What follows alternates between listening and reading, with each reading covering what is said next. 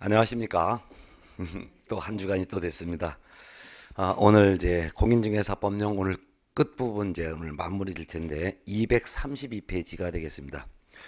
교육 보직 협회인데요.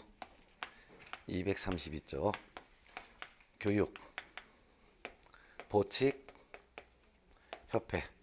예, 첫째 시간에 요 세 파트를 하는데요. 이 한 시간에 사실 문제가 되게 많이 출제하죠.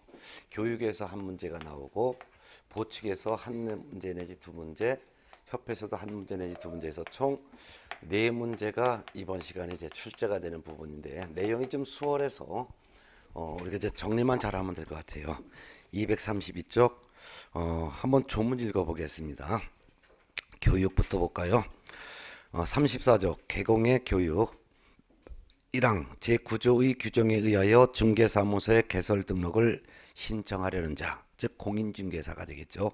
근데 공인중개사뿐만 아니라 법인도 등록 신청할 수 있죠. 그래서 가로 열고 법인의 경우에는, 즉 법인이 중개사무소 개설 등록을 신청하려는 경우에는 사원 임원을 말하며, 이때 사원 임원이란 사원은 이사감사를 이제 사원이라고도 말하고 임원이라고도 말하는데, 사원 임원 중에서 가장 대빵을 뽑은 그 사람을 대표자라고 하죠. 그래서 사원 임원 중에서는 대표자를 포함하여 임원 사원을 말합니다. 말하며 제13조 3항에 의한 중개사무소 개설 등록을 신청하려는 경우에는 분사무소의 책임자를 말합니다. 가로 닫고는 등록 신청일 가로 열고 분사무소 설치 신고의 경우에는 신고일을 말합니다. 가로 닫고 전 1년 이내에 시도지사가 실시하는 실무교육 가로 열고 실무수습을 포함한다. 가로 닫고를 받아야 한다. 다만 다음 각호의 어느 하나에 해당하는 자는 그러하지 아니하다. 자, 1번과 2번. 1. 폐업 신고 후 1년 이내에 중개사무소 개설 등록을 신청하려는 자. 요걸 박스를 만들어 놓을까요? 1번과 2번을. 폐업 신고 후 1년 이내에 중개사무소 개설 등록을 다시 신청하려는 자. 2. 소속 공인중개사로서 고용관계 종료 신고 후 1년 이내에 중개사무소 개설 등록을 신청하려는 자. 요 1, 2번을 박스로 만들어 놓으세요.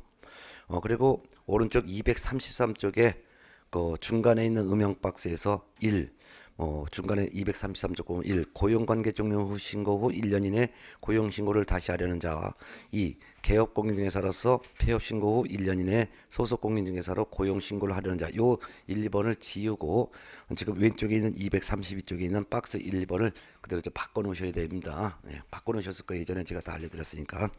다시 이제 232쪽 중간에 동그라미 2번 봅니다.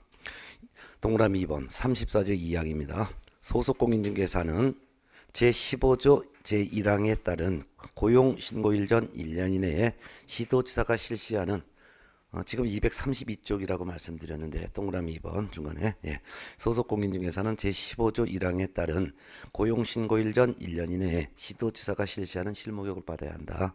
다만 다음 각호의 어느 하나에 해당하는 자는 그러지 아니하다. 1. 고용관계 종료 신고 후 1년 이내에 고용신고를 다시 하려는 자. 2.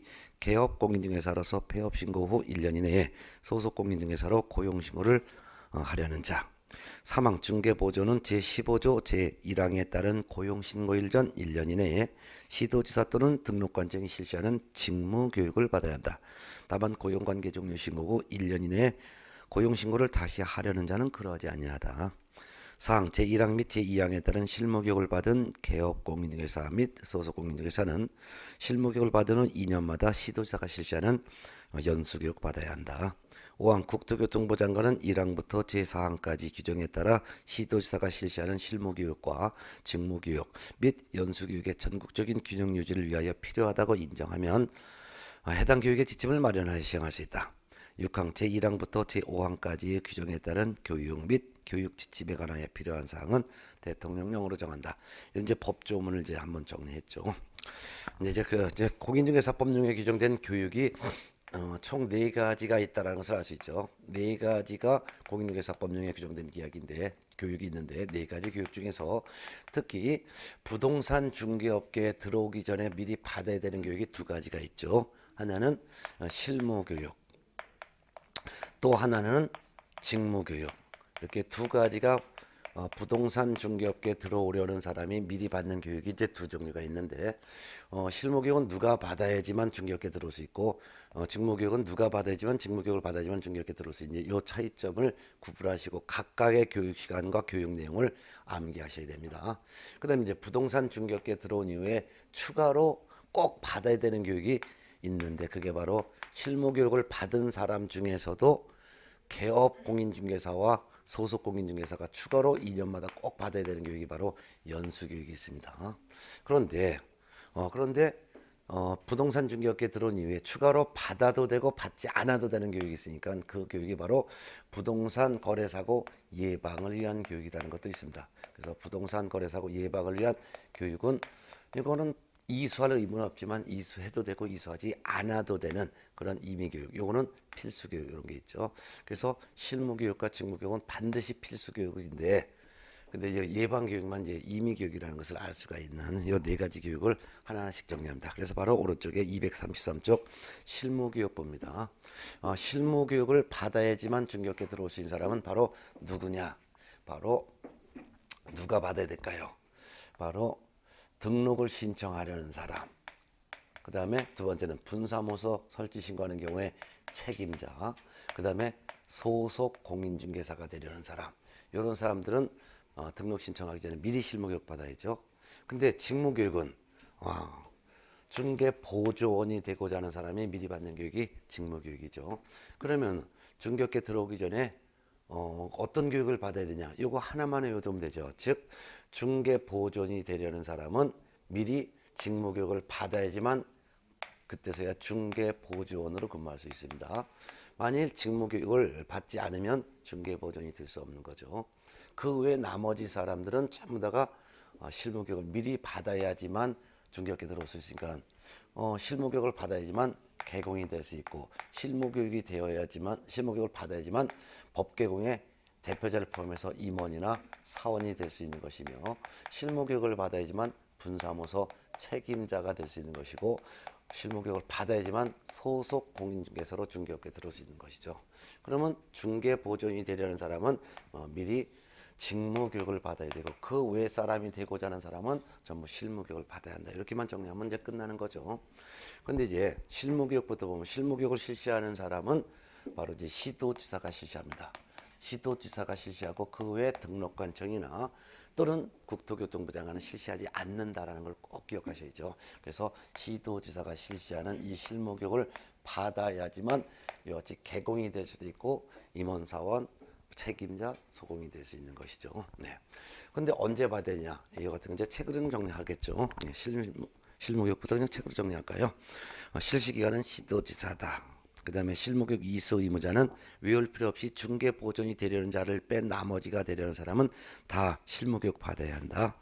그 중에서도 실무수습까지 받아야지만 되는데, 유일하게 소속공인중개사는 실무수습을 받는 게 아니라 그냥 실무교육만 받고 끝나는 거고, 그 외에 등록을 신청하려는 공인중개사, 법개공의 대표자 임원 사원이 되려는 자, 그 다음에 책임자가 되려는 사람은 실무수습을 포함해서 실무교육을 받아야 되는 차이점을 꼭 기억하셔야 됩니다. 예. 그렇지만 실무교육 받지 않아도 되는 경우가 있죠. 그게 바로 음영박스 두 가지가 있습니다. 즉 과거에 개공으로 근무하다가 폐업 신고 후 1년 이내에 등록을 다시 신청한다든가, 또는 법개공의 대표자 임원 사원이 되고자 한다든가, 또는 소공이 되고자 한다든가 하는 경우는 안 받죠. 뿐만 아니라 소속 공인중개사로 근무하다가 고용관계 종료 신고 후 1년 이내에 등록 신청한다든가, 또는 법개공의 대표자 사원 임원이 된다든가, 또는 책임자가 된다든가, 또는 다시 소공이 되려는 사람, 이런 경우는 받지 않죠.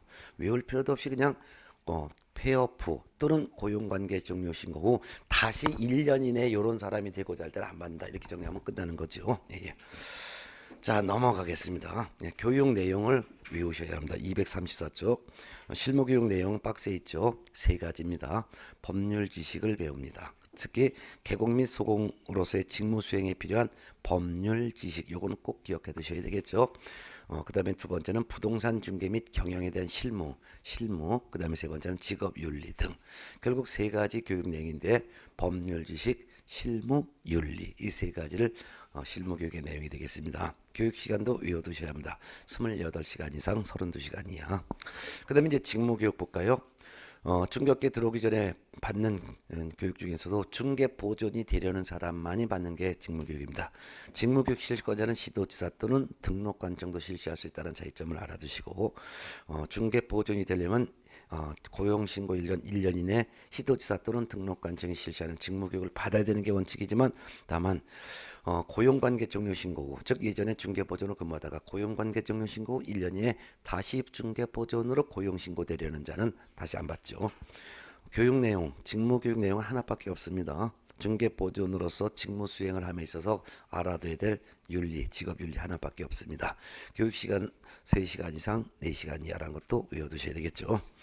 연수교보입니다. 자, 이것이 이제 중개업계 들어온 이후에 추가로 꼭 받아야 되는 교육이 연수교육인데 시도지사가 실시하고 이 연수교육은 실무교육을 받은 계공 및 소공만 받는 것입니다. 그 외 사람은 받지 않습니다. 언제 받아야 되냐? 동그라미 1번. 실무교육을 받은 계공 및 소공은 실무교육을 받은 후 2년마다 시도지사가 실시하는 연수교육 받아야 합니다. 그래서 연수교육 받고 또 2년마다 또 연수교육 받아야 되고 연수교육 받고 계속 2년마다는 계속 받아야 된다는 거죠. 특히 동그라미 2번. 이와 같이 시도지사는 연수교육을 실시하려면 실무교육 받고 2년이 되기 2달 전까지 연수교육 통지해야 되고 또한 연수교육 받고 또 2년이 되기 2년이 경과되기 2달 전까지 또 연수교육 받으러 오세요. 계속 통지를 해야 되는 거죠. 그래서 연수교육 통지는 2년마다 계속 해야 된다는 것입니다. 근데 참고적으로 실무교육을 받지 않으면은 500만 원 이하의 과태료가 부과된다라고 했었죠. 그래서 참고적으로 아마 책에 아마 써 있을 거예요. 실무교육을 받지 않으면은 500만 원 이하의 과태료 부과된다. 자, 교육 내용도 외워두셔야죠. 연수교육 내용 3가지인데요. 연수교육은 부동산 중개 및 부동산 중개 관련 법제도의 변경사항입니다. 법제도의 변경사항이라는 것은 법이 개정된 내용을 2년마다 취합해서 배운다는 뜻이고요. 그 밖에도 부동산 중개 및 경영에 대한 실무. 세 번째는 직업윤리. 이렇게 3가지죠. 실무교육 내용도 3가지인데 실무교육 내용과 연수교육 내용은 3가지가 종류는 똑같은데 2가지는 겹치죠. 그런데 하나만 차이가 있습니다. 실무교육은 법률 지식을 배우는 반면 연수교육은 법제도의 변경사항을 배우는 차이점을 이해해 두셔야 합니다. 연수교육 시간도 외워두셔야죠. 12시간 이상 16시간입니다. 자, 그 다음에 교육의 지침. 이와 같이 실무교육, 직무교육, 연수교육을 장관이 시행하지 않다 보니까 그 교육을 받은 사람마다 실력이 좀 차이가 있죠. 그래서 국토교통부 장관이 실무교육과 직무교육과 연수교육 3가지 교육의 전국적인 균형 유지를 위해서 필요하다고 인정하면 해당 교육의 지침을 마련하여 시행을 할 수가 있습니다. 교육 및 교육 지침에 관해서 필요한 사항은 대통령령에 규정되어 있는데요. 그 교육 지침에 들어갈 내용이 그 밑에 있는 박스 1, 2, 3, 4, 5, 6, 7번이 있고 요거는 이제 이해만 하면 됩니다. 암기까지는 안 하셔도 되고 전국적인 균형 유지를 위해서 실무교육, 직무교육, 연수교육 3가지 교육의 지침에 꼭 들어갈 내용이 1번 교육의 목적이 뭔지, 교육의 대상이 누구이고, 교육 과목과 교육 시간, 강사 자격, 수강료, 수강 신청, 출결 확인, 교육 평가, 교육 수료증 발급 등 학사 운영 및 관리, 그 밖에 균형 있는 교육 실시에 필요한 기준과 절차 등에 대해서는 교육 지침에 들어가 될 내용이다라고만 이해하면 됩니다. 자, 그다음에 이제 임의교육이라고 있어요. 부동산 거래사고 예방을 위한 교육. 요거는 중개업계 들어온 이후 추가로 받아도 되고 받지 않아도 되는 교육입니다. 실시권자 및 대상자 보겠습니다. 실시권자는 국토교통부 장관 또는 시도지사 또는 등록관청인데요. 특히 국토교통부 장관도 이와 같은 예방교육 실시권자에 포함된다는 것을 알아둬야 되겠죠. 이같이 국토교통부 장관, 시도지사, 등록관청은 필요하다고 인정하면 대통령령이 정하는 바에 따라 개업공인중개사 다음에 등자가 들어가 있죠. 그러니까 개업공인중개사, 소속공인중개사, 중개보조원, 개업공인중개사인 법인의 사원 임원을 전체를 통틀어서 개공 등이라고 하는데 개공 등의 부동산 거래 사고 예방을 위한 교육을 실시할 수 있다라는 거죠. 실시할 수 있다는 것은 실시해도 되고 실시하지 않아도 되는 임의교육이죠. 그건 실시하지 않아도 되는데 만일 실시 안 되면 교육 통지를 해야 됩니다. 그래서 양가 매번 교육 통지 꼭 알아두셔야 돼요. 국토교통부 장관, 시도지사, 등록관청은 부동산 거래 사고 부동산 거래 질서를 확립하고 부동산 거래 사고로 인한 피해를 방지하기 위해서 부동산 거래 사고 예방 교육을 실시할 수 있는데, 실시하려면 교육일 10일 전까지는 교육 일시, 교육 장소, 교육 내용 등을 교육 대상자들에게 공고하거나 통지를 해줘야 되는 거죠. 특히 교육 중에서 교육받으러 오세요라고 미리 교육 통지하는 것은 요거 두 가지만 중개업계 들어온 이후에 받는 교육만 교육 통지합니다. 연수교육은 실무교육 받고 이거 2년마다 받아야 되니까 2년이 되기 2달 전까지는 교육받으러 오세요라고 교육 통지를 하는 반면, 예방교육은 교육일 10일 전까지 교육받으러 오세요라고 교육 통지한다는 차이점을 알아두셔야 합니다. 네. 자, 그 다음에 이제 교육비 지원. 이와 같이 실무교육이나 직무교육을 받지 않으면 중개업계 못 들어와요. 실무교육 받지 않으면 이거 못 돼요. 직무교육 받지 않으면 이거 못 돼요. 그러니까 어쩔 수 없이 중개업계 들으려면 교육을 받아야 되죠. 그래서 교육비 지원을 하지 않습니다, 국가에서. 또한 연수교육을 받아야 되는데 연수교육 받지 않으면 500만 원 이하의 과태료가 떨어지죠. 연수교육 받은 사람들 돈 내야지만 교육받는데 교육비 지원하지 않습니다. 그런데 예방교육 받으러 오라고 교육 통지에도 예방교육을 받으러 오세요라고 통지에서도 이수 의무가 없습니다. 이수 의무가 없으니까 교육을 받으러 아무도 안 옵니다. 그래서 유일하게 교육비를 지원할 수 있는 교육은 이 예방교육, 즉 부동산 거래 사고 예방을 위한 교육, 요것만 교육비 지원할 수 있도록 했습니다. 예. 교육비 지원에 대한 내용이 한 장 넘어가겠습니다. 어떤 내용을 교육비를 지원하는지 236페이지에 나와 있습니다. 교육시설 및 장비 설치에 필요한 비용, 교육자료 개발 및 보급에 필요한 비용, 교육 관련 조사 및 연구에 필요한 비용, 교육 실시에 따른 강사비 지원, 이런 것들을 이제 교육비 지원할 수 있습니다. 그래서 교육비 지원 이것도 외우는 게 아니라 네 가지 교육 중에서 예방교육은 이수할 의무가 없구나. 그래서 이수받으러 오라고 교육 통지 받아도 받을 의무가 없구나. 그러니까 아무도 안 받는구나. 그래서 유일하게 교육비 지원할 수 있는 것은 예방교육이다. 근데 예방교육만 교육비를 지원하는데 교육비 지원에 필요한 비용이 여러 가지였거나 교육시설, 교육자료, 교육연구, 교육 실시에 필요한 강사비 이런 게 포함된다라고 가볍게 이해만 하면 되겠습니다. 네. 자, 그다음에 이제 보칙을 정리하는데요. 보칙에서도 한두 문제가 나옵니다. 네. 조문은 생략하고 238페이지로 넘어가겠습니다. 이 보칙은 세 가지로 규정되어 있는데요. 첫 번째가 업무를 위탁하는 내용이 있고, 두 번째는 포상금 규정이 있고, 세 번째는 행정수수료, 이렇게 세 가지가 바로 보칙에 있는데, 그중에서 포상금 지급에서 한 문제, 행정수수료와 업무위탁에서는 이제 걸러서 한 문제씩 나오고 있습니다. 자, 그럼 중에서 업무위탁부터 볼까요? 업무위탁은 국가기관이 할 일을 맡기는 것을 업무위탁이라고 하죠.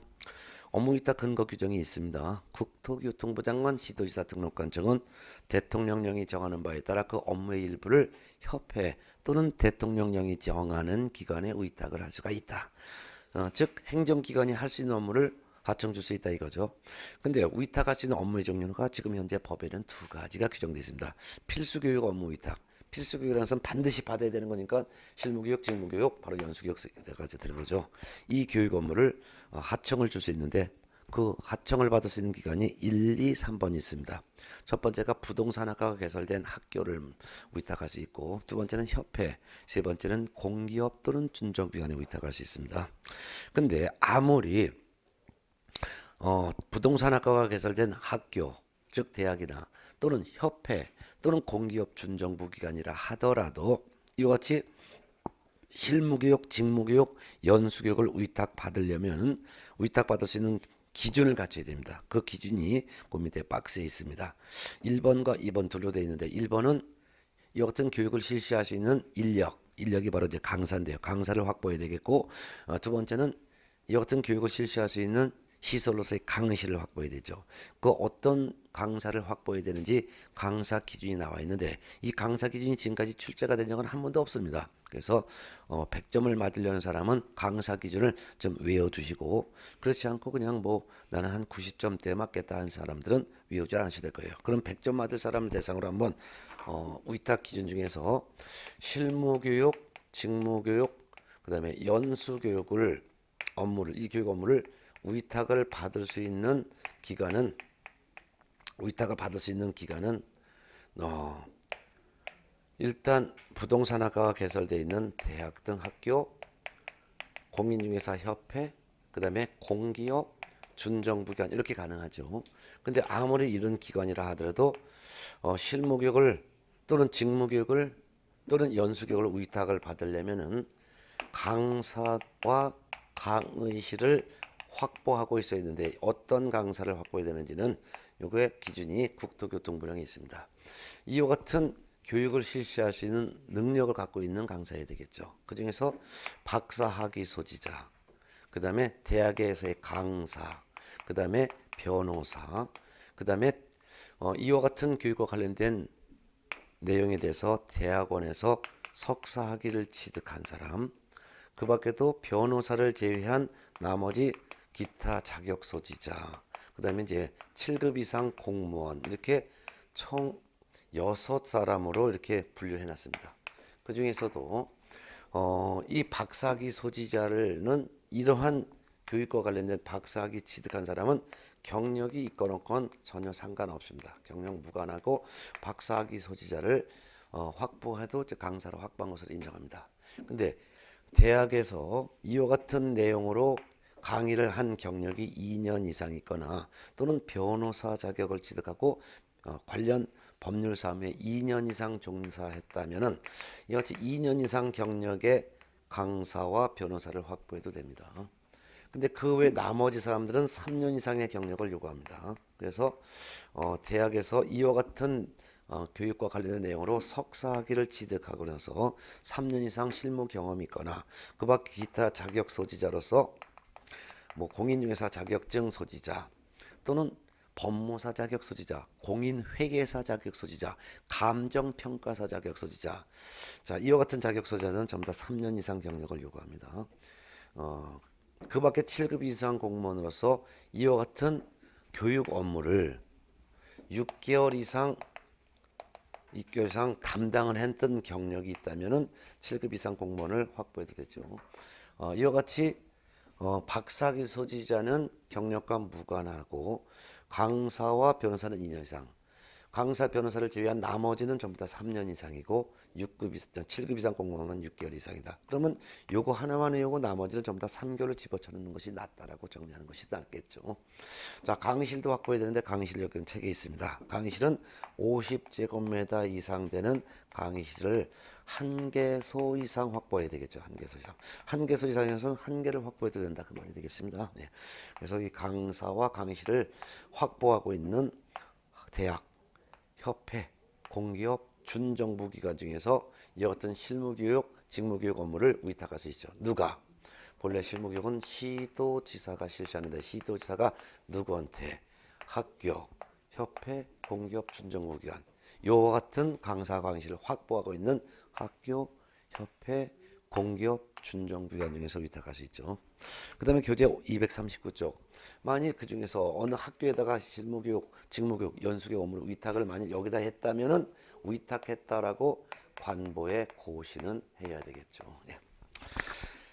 그 다음에 이제 239쪽 위에서 네 번째 줄 반가로 2번 시험 시행에 관한 업무 위탁. 지금 현재 업무 위탁은 교육 업무 위탁과 시험 시행 업무 위탁 두 가지만 규정이 되어 있죠. 시험 시행은 시험 시행 기관장이 하죠. 시험 시행 기관장이 누구한테 시험에 관한 업무를 위탁할 수 있냐? 시험 시행 기관장은 시험의 시행에 관한 업무를 다음의 기관 또는 단체에 위탁할 수 있다. 1번 협회, 2번 공기업, 준정부기관. 그러면 학교에는 시험 업무를 위탁할 수가 없다라는 것을 주의하셔야 되겠죠. 이 같은 시험 시행에 관한 업무를 위탁해서도 관부에 고셔야 됩니다. 그다음 이제 그 239쪽 중간에 2번 포상금. 여기 이제 포상금이 가장 중요한 파트가 되겠죠. 예. 자, 포상금 지급 신고 대상자 봅니다. 등록관청이 포상금 지급합니다. 등록관청은 다음의 어느 하나에 해당한 자를 등록관청이나 수사기관에 신고하거나 고발한 자에 대해서 포상금을 지급할 수 있는데 어떤 사람은 신고 고발해야지만 포상금을 주는지 세 사람. 이거는 꼭 외워두셔야 합니다. 첫 번째는 이제 중개사무소 개설 등록하지 않고 중개업을 영위한 자, 무등록 중개업자죠. 그 다음에 두 번째는 부정한 방법으로 등록한 자, 세 번째는 등록증 또는 자격증을 양도대하거나 양수대여 받은 자. 자, 무부증이라고 했었죠. 그래서 무부증, 무등록 중개업을 한 자, 부정 등록한 자, 그 다음에 등록증, 자격증을 양도하거나 양수받은 자. 이런 사람을 신고 고발했을 때만 포상금을 지급합니다. 따라서 시험 지문상에 중개 의뢰인과 직접 거래하는 등 위법 중개 행위를 한 자를 신고 고발한 자에 대해서 포상금을 지급할 수 있다라면 틀린 질문이 되는 거죠. 또한 법정 중개 보수를 초과하여 금품을 받은 개업 공인중개사를 신고 고발한 자에 대하여 등록가증은 보상금을 지급할 수 있다. 틀리는 거죠.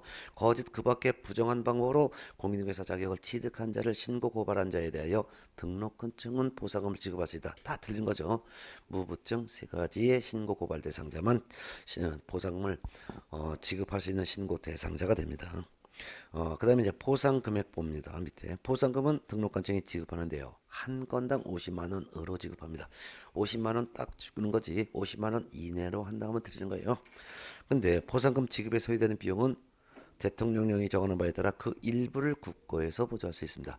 전부를 보조할 수 있는 것이 아니라 일부를 보조할 수 있다는 것 포인트 두시고, 또한 그걸 국고에서 보조할 수 있는 것이지 협회에서 보조할 수 있다느냐 하면 틀리다는 것도 유념하셔야 되겠죠. 자, 근데 포상금 지급에 소요되는 비용 중 국고에서 보조할 수 있는 비율은 100분의 50 이내로 합니다. 그 말은 한 건당 25만 원 범위 내에서 보조할 수 있다 그 말이죠. 한 장 넘어갈까요? 포상금 지급 조건 및 절차를 받듭니다. 반가로 1번 포상금 지급 조건. 아무리 신고 고발 대상자인 무부증에 해당한 사람을 등록관청에 신고했거나 또는 수사기관에 가서 고발했다 하더라도 이와 같은 신고 고발 대상자 중에 하나에 해당하는 사람을 언제 신고해야 되냐? 행정기관에 가서 또는 수사기관에서 신고 고발했지만 행정기관에 의해서 이와 같은 사람들이 발각되기 전에 신고해야 되는 거죠. 그래서 포상금은 신고 고발 대상 중 어느 하나에 해당하는 자가 행정기관에 의해서 발각되기 전에 신고 고발을 해야 되고, 또한 신고 고발한 사건에 대해서 검사가 공소 제기 또는 기소유예 결정을 한 경우에 한해서 지급합니다. 공소 제기를 줄여서 이제 기소라고도 하는데 재판을 회부했다 그 말이죠. 근데 기소유예 결정이라는 것은 범죄 혐의는 이제 인정되는 것 같지만 입증하기가 좀 어렵거나 또는 그 밖에도 너무나도 경미해서 그냥 기소를 잠시 보류하는 거. 그래서 기소유예는 검사 입장에서는 저 사람 분명히 혐의는 있는데 그 검사가 그 혐의를 입증해야 되는데 입증할 자신이 없을 때 보통 기소유예 결정하죠. 공소제기는 혐의가 완전히 입증됐다 이거예요. 입증됐으니까 재판에 회부하는 게 바로 공소제기, 줄여서는 기소라고 하는 거죠. 그래서 공소제기 또는 기소유예 결정을 한 경우에 한해서 지급합니다. 그럼 공소제기했거나 기소유예 결정을 했다면 나중에 재판에 회부했는데 유죄 판결을 받았건 무죄 판결을 받았건 보상금을 지급한다는 것을 꼭 기억하시고, 그렇지만 검사가 혐의가 없다고 인정하여 불기소 처분, 즉 무혐의 처분했다든가 불기소 결정을 했을 때는 보상금을 지급하지 않는다는 것도 꼭 기억해 두셔야죠. 지급 절차를 봅니다. 그 밑에 포상금 지급을 받으려면 신고 고발한 사람이 별도로 등록관청에 포상금 지급 신청서를 별도로 또 내야 되죠. 그럼 포상금 지급 신청서를 제출받은 등록관청은 수사기관의 처분 내용을 조회하는 거죠. 이때 수사기관은 경찰청 또는 검찰청에 조회해가지고 검사가 공소제기 또는 기소유예 결정 중에 하나라도 했는지를 확인해 보는 것이죠. 그런 다음에 이제 보상금 지급하겠다라고 결정하고 결정했으면 1개월 이내 보상금을 지급해야 합니다. 1개월 이내 지급한다는 숫자는 꼭 외워두셔야 되겠죠. 자, 근데 포상금 50만 원 주는데 기업번 공동신고한 경우는 어떻게 주냐? 즉 하나의 사건에 대해서 2인 이상이 공동으로 신고했다면 50만 원을 균등하게 배분합니다. 50만 원을 나눠서 준다 이거죠. 5명이 공동 신고했다면 10만 원씩 똑같이 균등 배분한다 이거예요. 그렇지만 다만 포상금을 받을 자가 그 배분 방법에 관해서 미리 합의해서 신청했다면 합의한 대로 지급하죠. 네.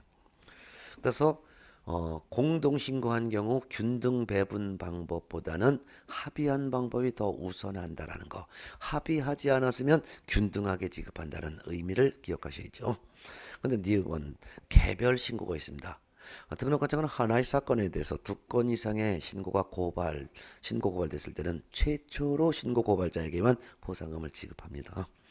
특히 포상금 지급 신청할 때 포상금 달라고 신고 고발할 때는 일단 등록관청에 신고해도 되고 또는 수사기관에 고발해도 되는데 최종적으로 포상금을 달라고 지급 신청서를 내는 것은 등록관청에 제출하는 것입니다. 그래서 오른쪽 241페이지 포상금 지급 신청서를 제출하는 것은 등록관청에다 제출합니다. 그렇기 때문에 박스에도 보면은 241쪽 시군구청장 귀하 이렇게 돼 있죠.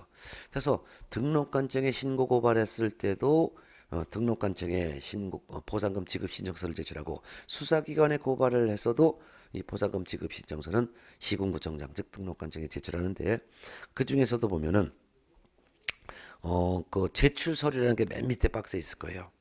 수사기관의 고발 확인서 가르고 수사기관에 고발한 경우에 한한다 한부 이렇게 돼 있어요. 이건 뭐냐면 등록관청에 신고했으면은 등록관청이 신고한 사실을 알기 때문에 나중에 등록관청에 포상금 지급 신청서를 이걸 제출할 때 뭐 신고했다는 확인서 안 내요. 그렇지만 수사기관에 고발을 했다면은 등록관청은 수사기관에 고발한 사실을 모르잖아요. 그렇기 때문에 수사기관에 고발했고 포상금 지급 신청은 등록관청에 제출할 때는 이때는 수사기관에 고발했다는 고발 확인서를 첨부해서 등록관청에 제출하는 뜻이죠. 그 다음에 2번 포상금 배분에 관한 합의각서 가르고 2인 이상이 함께 신고 또는 고발한 경우로서 배분액에 관한 합의가 성립된 경우에 한정합니다. 즉 하나의 사건에 대해서 2인 이상이 공동으로 신고 고발했을 때는 이때는 균등하게 배분하는 게 원칙이지만 다만 포상금 지급액에 대해서 합의해서 포상금 지급 신청했다면 그 합의한 각서를 첨부하라 그 말이 되겠습니다. 예. 넘어갈게요. 그 다음에 이제 242쪽 행정수수료 보겠습니다. 예, 행정수수료. 여기도 한 2년에 한 번씩은 문제가 나오니까 별표 2개 안 오세요. 네. 행정수수료 납부하는 것은 일단 지방자치단체 조례에서 얼마 납부하세요라고 정한 수수료를 납부하는 경우가 있습니다. 그래서 반가로 1번 다음 각호에 어느 하나에 해당하는 자는 지자체 조례가 정하는 수수료를 납부해야 된다. 다만 공인중개사 자격시험을 국토교통부 장관이 시행하는 경우에는 국토교통부 장관이 시행하는 시험하는 경우에는 공인중개사 시험에 응시하는 사람은 장관이 결정 공고하는 수수료를 납부해야 된다. 그렇다면 그 밑에 있는 박스에는 1, 2, 3, 4, 5, 6 전부 다 이거는 지자체 조례가 정하는 수수료 납부하는 거죠. 1번과 2번은 시험 응시할 때와 자격증 재교부 시정할 때, 3번과 4번은 등록 신청할 때와 등록증 재교부 시정할 때, 5번과 6번은 분사무소 설치 신고할 때와 신고필증 재교부 시정할 때, 그 중에서 1번은 시험에 응시할 때와 자격증 재교부 시정할 때 수수료 납부해야 되는데 이때 조례란 시도 조례를 말하는 것이고 나머지는 전부 다가 시군구 조례를 의미하는 거죠. 자, 그런데 그 외에도 또 조례가 정하는 수를 납부하는 경우가 오른쪽에 또 있습니다. 사무소를 관할 지역 외의 지역으로 이전하여 신고했을 때는 이전은 등록관청에 신고하죠. 그럼 이전은 등록관청은 등록증 재교부 해야 되죠. 그렇기 때문에 재교부 신청에 준해서 수수료를 납부해야 될 것입니다. 그 외에는 반가로서 3번 수수료 납부하는 경우가 없습니다. 그래서 등록증이나 자격증이나 또는 신고필증을 처음 교부받을 때는 제출하지를 수수료를 납부하지 않습니다. 왜냐면 시험 응시할 때 미리 수수료를 납부했기 때문에 합격하면 자격증은 그냥 공짜로 교부하죠. 또한 등록 신청할 때 미리 수수료를 납부했기 때문에 보증 설정했다라고 신고하면 등록증은 그냥 공짜로 주죠.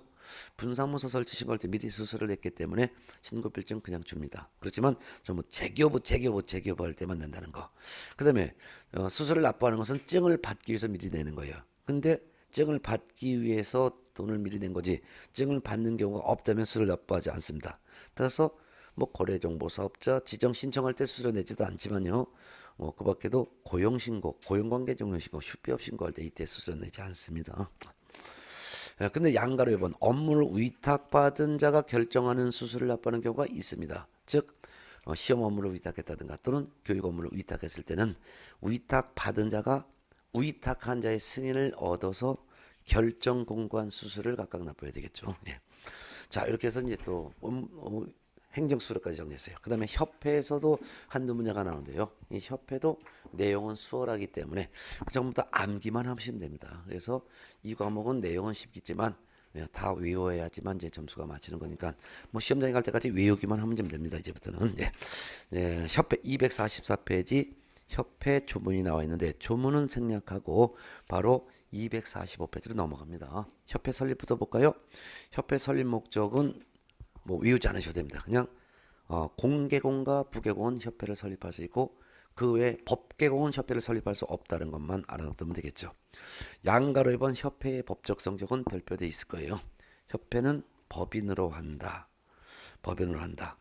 근데 협회는 개인인 개공을 대상으로 하는 사법인이면서 또한 비영리 목적의 사단법인에 속하죠. 그 다음 지문이 중요한 거죠. 협회에 관해서 이 법에 규정된 것 외에는 민법 중에서도 사단법인에 관한 규정이 적용되는 겁니다. 그래서 재단법인도 틀리고 뭐 조합에 관한 법 내용이 틀리는 거죠. 그래서 사단법인에 관한 규정이 적용되는 것이지 재단법인에 관한 규정이 적용된다느니 또는 조합에 관한 규정이 적용된다느니 하면 틀리다는 것만 유의하시면 되겠죠. 협회 설립 절차는 3년에 한 번씩 꼭 나오죠. 협회 설립 절차 읽어봅니다. 협회는 300인 이상이 발기인이 되어 정관을 작성하여 그 다음에 이제 정관에 서명 날인하겠죠. 그 다음에 창립총회를 열어서 창립총회 의결을 거쳐야 되죠. 그 다음에 이제 국토교통부 장관의 인가죠. 허가문 틀려요. 허가 승인 다 틀리고 장관의 인가를 받아 그 다음에 주된 사무소 소재지에서 설립 등기함으로써 협회가 설립합니다. 협회가 성립하는 시점은 결국 협회는 설립 등기함으로써 성립한다라는 거 유념하셔야죠. 그래서 국토교통부 장관의 인가를 받음으로써 협회가 성립되는 것이 아니라 등기함으로써 성립하죠. 왜? 협회는 법인으로 한다라고 했으니까요. 구체적인 그 협회 설립 절차가 4단계를 좀 더 세분화 설명드립니다. 그 중에서 반거를 1번. 첫 번째가 발기인 모임에서 정관 작성해서 서명 날이라는 게 첫 번째죠. 이때 발기인 숫자는 300명 이상이 된다는 걸 꼭 기억해 두시고 숫자 외워두셔야 합니다. 매년 나와요. 두 번째 이제 창립총회를 열어야 되는데 발기인 숫자의 2배 이상이 모여야 됩니다. 즉 600인 이상이 창립총회에 출석해서 정관에 대해서 과반수의 동의를 해야 합니다. 특히 동그라미 번 600명 이상이 모인 창립총회에서 서울에서는 100인 이상이 나머지 광역시 및 도에서는 각각 20인 이상 개공이 참석을 해야 된다는 거 숫자 다 외우셔야 돼요. 발기인 300, 창립총회 600, 600 안에 서울에서는 100, 나머지 광역시와 도에서는 각각 20명. 자, 세 번째는 이제 한 장 넘어가면 246페이지. 장관의 인가를 받고 마지막으로는 양가로 4번 등기함으로써 성립합니다.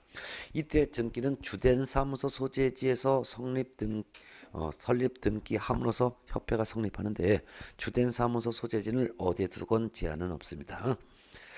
협회 조직도 매년 시험 나오죠. 별표 2개 놓으시죠. 지부와 지회가 협회 조직인데요.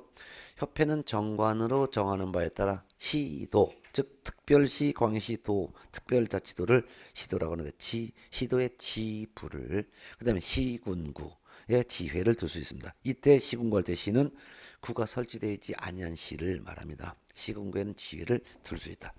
요거에서 매년 나오는데 시도의 지부를 시군구의 지회를 둘 수 있다. 이거 갖다가 시도의 지회를 하면 틀리는 것이에요. 시군구의 지부를 틀리는 거죠. 시도에는 지부를, 시군구에는 지회를 그것도 두어야 한다가 아니라 둘 수 있다. 둘 의무 없습니다. 그렇지만 지부 지회를 설치했을 때는 신고해야죠. 그래서 신고도 알아두셔야 돼요. 별표. 지부를 설치한 때는 시도지사에게 신고해야 되고 지회를 설치한 때는 등록관청에 신고를 해야 된다라는 거. 지부 설치한 사실을 시도지사에게 신고하는 거지 국토교통부 장관에 신고한다니 하면 틀린 거예요. 지회 설치한 사실은 등록관청에 신고하는 것이지 국토교통부 장관 및 시도지사에게 신고한다 다 틀린 거예요. 그냥 지부 설치 사실은 시도지사에게 신고, 지회 설치한 사실은 등록관청에 신고 이렇게만 구분을 정확하게 해두시기 바랍니다. 세 번째 총회 의결 내용 보고 이것도 매년 출제가 됩니다. 별표 2개 놓으세요. 협회는 총회 의결 내용을 지체 없이 국토교통부 장관에게 보고해야 됩니다. 이때 보고 기한은 지체 없이라는 것도 기억해 두세요. 그래서 총회 의결 사항은 10일 이내, 5일 이내 이런 숫자가 나오면 틀리고 지체 없이 장관에게 보고해야 된다라는 거. 그다음 네 번째 협회 업무가 있는데 협회 업무는 협회 고유 업무와 수탁 업무 둘로 나눠져 있죠. 그러면 이제 고유 업무는 한 지문은 꼭 시험에 나와요. 이거는 협회 업무에 해당한다, 해당하지 않는다. 이걸 구분할 줄만 알면 되는데 협회는 공개공과 부개공이 만든 친목단체일 뿐 협회 명의로 별도로 중개업 등록을 한 것은 아닙니다. 그래서 협회는 중개업을 할 수 없을 뿐 나머지는 그냥 다 할 수 있다. 이렇게 보면 되겠죠. 그 다음에 이제 수탁 업무는 국가로부터 협회가 위탁받을 수 있는 업무인데요. 실무교육, 직무교육, 연수교육 세 가지 필수교육 업무도 위탁받을 수 있고 공인중개사 시험 시행에 관한 업무도 위탁받을 수 있습니다. 협회가 할 수 있는 고유 업무 중에서 대표적인 업무가 바로 이제 양가로 입원 협회 공제 사업인데 여기 바로 수탁 업무까지 해서 한 문제가 나오고 추가로 한 문제가 더 나올 때는 양가로 입원 협회 공제 사업에서 한 문제가 더 출제됩니다. 그래서 협회에서 두 문제가 나올 수가 있는데 한 문제가 더 나올 때는 공제 사업에서 출제합니다. 공제사업의 임의성, 공제사업 할 수 있다죠. 해야 될 의무는 없다는 거죠. 근데 공제사업을 한다면 반거래 입원, 그 공제사업의 범위는 두 가지입니다. 첫 번째는 손해배상 책임을 보장하기 위해서 공제기금을 조성하여 공제금으로 배상하는 사업이 대표적인 공제사업의 범위가 되겠고, 그 밖에도 공제사업에 부대되는 업무로서 공제규정에서 정하는 업무도 할 수가 있죠. 근데 반가로서 한번 협회가 공제사업을 하려면 미리 공제규정을 지정하여 승인을 얻어야 되는데 공제규정 승인은 장관의 승인이죠. 공제규정을 변경하고자 할 때도 미리 장관의 승인을 얻어야죠. 공제규정이라는 것은 보험약관을 의미하죠. 한 장 넘어온 공제계약에 공제규정의 내용이 있습니다. 공제규정이라는 것은 보험약관이기 때문에 공제계약에 관련된 내용, 공제료, 공제금 지급액, 그 다음에 손해배상 책임에 대한 내용, 그 밖에도 회계기준, 책임준비금 적립비율 등 공제사업 운영에 관해서 필요한 내용이 바로 이제 공제규정에 들어가는데, 그래서 그 박스에 보면 공제계약에 관련된 내용이 꼭 들어가야 되고 회계기준을 둘로 나눈다는 것을 이해하셔야 돼요. 하나는 손해배상기금, 하나는 복지기금, 이렇게 손해배상기금과 복지기금 둘로 구분하여 세부 기준을 정하고, 책임준비금 적립비율은 받은 공제료 수입액의 100분의 10 이상으로 정해야 되는 거지, 협회 총수입의 100분의 10 이상으로 정하는 게 아니라는 것은 거의 매년 나온다는 거 꼭 알아둬야 되겠죠. 이미 별표가 돼 있을 거예요. 예. 그 다음에 이제 동그라미 3번 공제사업의 관리 및 책임준비금 전형인데, 협회가 공제사업을 할 때는 다른 회계와는 구분해서 관리해야 되겠고요. 또한 협회가 책임준비금을 다른 용도로 사용하려면 미리 장관의 승인 좀 얻어야 된다는 것도 기억해 두셔야죠. 재무건전성 기준도 유지해야 되는데 그 재무건전성 기준 중에서도 248페이지 밑에서 두 번째 줄 지급여력비율은 꼭 외워두셔야 합니다. 지급여력비율은 100분의 100 이상 유지해야 된다는 거. 네. 그 다음에 오른쪽에 249쪽 동그라미 5번 운용실적 공시해야 되는데, 이거는 회계년도 종료 후 3월 이내 공시하는데 공시하는 매체는 일간신문 또는 협회신문 상관없다라는 거. 그렇지만 협회 인터넷 홈페이지에 별도로 게시까지 해야 된다는 것도 기억해 두셔야죠.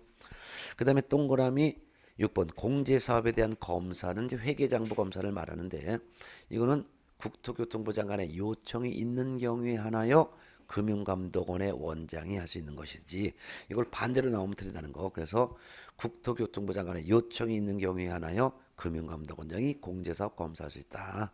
그걸 반대로 금융감독원장은 자기 임의적으로 공제사업 검사할 수 없는 거라는 거 좀 이해하셔야죠. 개선 명령 조치, 이거는 공제사업 운영을 제대로 하지 않았을 때 좀 잘해봐라 시정 조치를 할 수 있는데, 이 개선 조치 명령은 어떤 개선 조치를 할 수 있는지 1, 2, 3, 4, 5, 6 있는데요. 이 내용은 전부 다 잘해봐라라는 명령이지 공제사업에 대한 중단이라든가 또는 공제사업에 대한 양도 조치 명령을 할 수 없다라는 것을 꼭 기억해 두셔야 합니다. 넘어갑니다. 공제사업 운영회가 있어요. 공제사업 운영위원회는 이제 250페이지 공제사업에 관한 사항을 심의하고 업무 집행을 감독하기 위해서 협회 산하의 공제사업 운영위원회를 반드시 두는데, 운영위원회 구성과 운영에 필요한 사항이 대통령령에 정해져 있고, 그 중에서 중간에 디귿번 구성을 봤더니 구성은 총 19명 이내의 위원으로 구성된다라는 거. 근데 이 19명 이내의 위원으로 구성되는데 그 위원회 구성원이 밑에 음영박스에 1번부터 오른쪽에 251페이지까지 여러 종류의 사람이 있어요. 그 중에서 1번가 보면은 1번은 공무원도 위원이 될 수 있고, 그 다음에 2번과 3번을 특히 주의하시는데 협회 회장도 위원이 될 수 있고, 3번 협회 이사회가 협회 임원 중에서 선임하는 사람도 위원이 될 수 있죠. 그럼 협회 회장, 협회 임원이 공제사업을 감독하는 운영위원회 될 수 있다는 것은 자기가 자기를 감독한다는 것이죠. 그렇기 때문에 공제사업 운영위원회 구성원 숫자가 19명 이내로 구성한다 그랬죠. 그 19명 안에 19명은 그중에서 협회 회장과 협회 임원이 차지하는 숫자는 3분의 1 미만만 가능하죠. 전체 위원 숫자의 3분의 1 미만만 가능하다. 그래서 250페이지 음영박스 바로 위에 협회 임원 중에서 선임하는 사람에 해당하는 위원의 숫자는 전체 위원수의 3분의 1 미만으로 한다는 것도 기억해 두셔야 되겠죠. 그 다음에 251쪽 위에서 제 5번째 줄 B번 위원회 임기 2년이죠. 그렇지만 한 번 더 연임할 수 있다는 거 기억해 두시고, 그 다음에 이제 보궐위원회 임기는 전임자 임기의 남은 기간이 됩니다. 위원장과 부위원장 간사가 있는데, 위원장과 부위원장은 위원 중에서 서로 호선을 하죠. 투표에서 1등이 위원장, 투표에서 2등 된 사람이 부위원장. 이렇게 위원장과 부위원장으로 있는데, 부위원장은 위원장을 보좌하고 위원장이 부득이한 사유로 직무를 수행할 수 없을 때는 위원장의 직무를 대행한다는 거 밑줄 쳐 있을 거예요. 이거는 꼭 기억해 두셔야 합니다. 네. 넘어가겠습니다. 그 다음에 252쪽에 있는 협회에 대한 지도 감독은 무조건 전부 국토교통부 장관만이 하고, 시도지사나 또는 등록관청은 지부지회에 대해서 지도 감독을 할 수가 없다라는 거 기억해 두셔야 합니다. 그 다음에 협회에 대한 제재 규정이 있는데요. 252페이지. 이거는 500만 원 이하의 과태료입니다. 그래서 그 밑에 1번 감독상 명령 위반한 경우, 2번 시정명령 등 조치를 위반한 경우, 3. 운영실적 공시하지 아니한 경우, 이와 같이 셋 중에 하나라도 해당되면 국토교통부 장관은 협회에 대하여 500만 원 이하의 과태료를 부과한다라는 거. 자, 이런 내용인데 사실 이제 여기까지 이제 첫째 시간에 끝냈는데요. 이 내용이 사실 어려운 내용은 아무것도 없어요. 근데 문제는 이 내용을 전부 다 외우고 가야 된다는 뜻이니까 제가 특히 이걸 다 외울 수는 없잖아요. 그래서 제가 중요하다고 포인트만 잡아준 데 있죠. 그것만은 꼭 기억을 해두셔야 될 사항입니다. 예. 자, 그러면 이제 여기까지가 이제 공인중개사 법령 및 실무에 대한 공인중개사 법령에 대한 내용이고, 이 공인중개사 법령은 법이에요. 법을 위반했을 땐 제재를 때리겠죠. 그 제재 규정을 씌웠다가 258페이지 지도감독 행정처분 벌칙. 요게 이제 벌칙이니까 법 위반자에 대한 어떤 제재를 가할지 여기서 해마다 최소 5문제 정도가 출제되는데, 그래서 오늘이 사실상 출제는 한 보통 8문제 정도가 오늘 공부한 내용에서 8문제가 나올 정도로 가장 출제가 많이 되는 부분이에요. 근데 이제 문제는 이게 외워야 된다는 게 우리를 힘들게 합니다. 그래서 뭐 이제 쉬었다가 258페이지에서 뭐 그것도 다 외울 수는 없잖아요. 그래서 시험에 꼭 나오는 부분은 좀 포인트 잡아서 한번 좀 외워보도록 할게요. 쉬었다 하겠습니다.